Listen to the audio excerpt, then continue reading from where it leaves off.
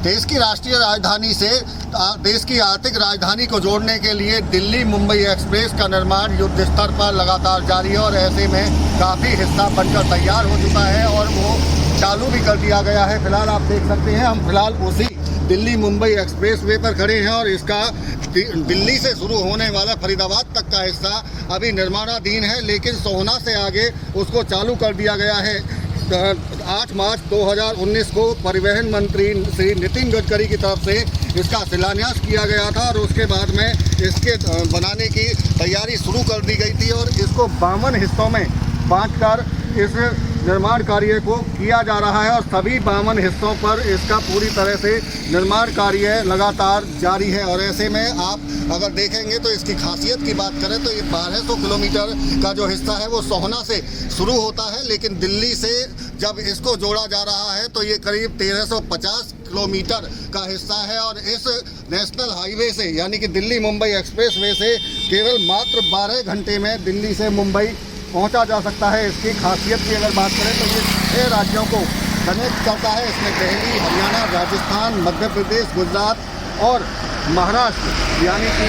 6 राज्यों को जोड़ते हुए इस एक्सप्रेसवे का निर्माण कराया गया है। अगर ये 1200 किलोमीटर ये 12 लेन का बनाया गया है और इसके साथ साथ में बाकी हिस्सा चूँकि दिल्ली और फरीदाबाद शहरी क्षेत्र से ये निकाला गया है तो यहाँ 6 लेन का इसको बनाया गया है। अगर इसकी खासियत की बात करें तो यहाँ हेलीपोर्ट तक भी बनाया गया है, फुल पंप है, इलेक्ट्रॉनिक टोल कलेक्शन है और हर किलोमीटर पर यहाँ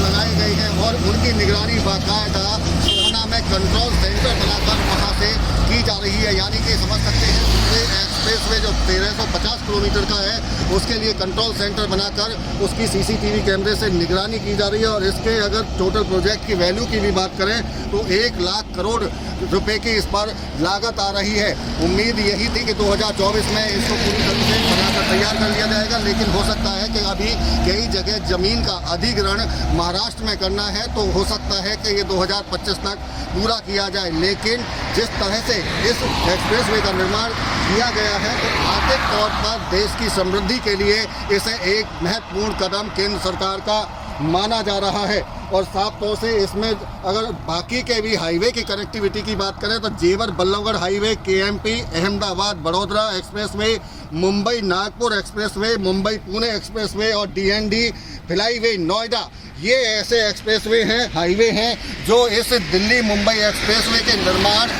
में साथ कनेक्ट किया गया है और यहाँ से इन बाकी के हाईवे पर भी इस एक्सप्रेसवे से जाया जा सकता है। तो समझ सकते हैं कि देश की आर्थिक उन्नति में ये दिल्ली मुंबई एक्सप्रेसवे बड़ी महत्वपूर्ण भूमिका निभाने जा रहा है। फरीदाबाद से देवेंद्र कौशिक, इंडिया न्यूज़।